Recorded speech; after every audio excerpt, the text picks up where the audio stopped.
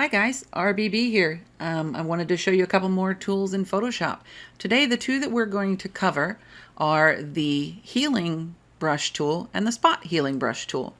And to do that, to demonstrate today, I'm going to show you how we can work on that on a photo or something like this that's very damaged. What these two tools do is they are content aware, meaning they look at what's around the area and it will try to replace say a damaged part of the photo or something on somebody's face or whatever. So I'm going to demonstrate using this damaged photo, and I don't want to get too much into fixing damaged photos. That's not so much the point as I want to show you how these tools work, but this is a great picture to show you. So as always, I want to duplicate my background to work non-destructively. So I'm going to click on my background. Okay, right click and hit duplicate layer so that I can keep my background layer just in case, a little bit of insurance there. And this is the one that we're going to work on this background copy. So these two tools, I'm going to go ahead and start my timer as always. Keep me on track here. Okay, these two tools are located over here between the brush tool and the eyedropper tool. And the two, as I said, we're going to work on are the spot healing brush tool and the healing brush tool. Thank you, Adobe, for naming these basically the exact same thing. We're going to start with the spot healing brush tool because I think that's probably the most useful. The spot healing brush tool, if we look at our controls on the top, we can see we can set the size of our brush. Now, we don't have brush profiles and things, but we can pick the size. Now, I'm going to go with a bigger size, probably about 70 or so. 75 is fine. Its blending mode is normal. We're not changing that. And we're working with content aware, meaning that Photoshop is going to look at what's around our damaged area or the thing we want to remove to replace it. So let's look at something like this scratch right here. So I've got my spot healing tool set at about 74, 75, and I'm simply going to left click and draw over a damaged area. Now what Photoshop is going to do when I release my mouse is it's going to look in that shaded area that I just designated and decide what's the error here. And as soon as I let go, pretty quickly, boop, it looked at what was aware, content aware, and said, oh, okay, I think that was the mistake. It's not perfect. There are some AI tools nowadays that you can just click on an area and be like, remove this person, or remove this whole section of building. And that's all really that's happening is it's looking at what's around it and trying to guess how to fill that in. We're not doing that. We are simply learning how to make a repair in an image or a photo or something like that. This is great for photo specifically. So with that spot healing tool, you'll notice that I'm just left clicking and brushing over an area. Okay, and then in no time, Photoshop figures it out and is like, oh, what should this be? So we could do this all day long, all over this whole picture.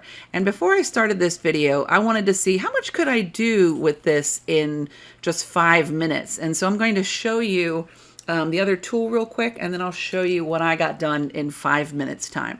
So this is the spot healing brush. As I said, you can go over like, okay, there's some kind of mold or something on the photo. I can just click on it. It'll look at what's around it and boop, it's gone. Lovely.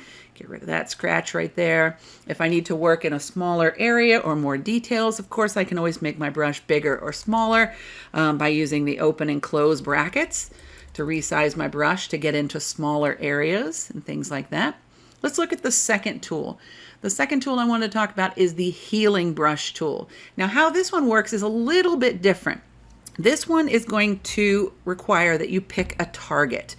And let's say that right here, this little brown area, that's not too damaged, right? This little brown area, and I want to fix this area. So what this tool does is it requires me to hit Alt or Option on a Mac and choose what do you want this to look like. It's sort of like a clone, but not exactly. So I'm going to say this is what it should look like, and I'm going to left click on that target area. Then it goes back to my brush. When I then go over a damaged area, see the little crosshairs?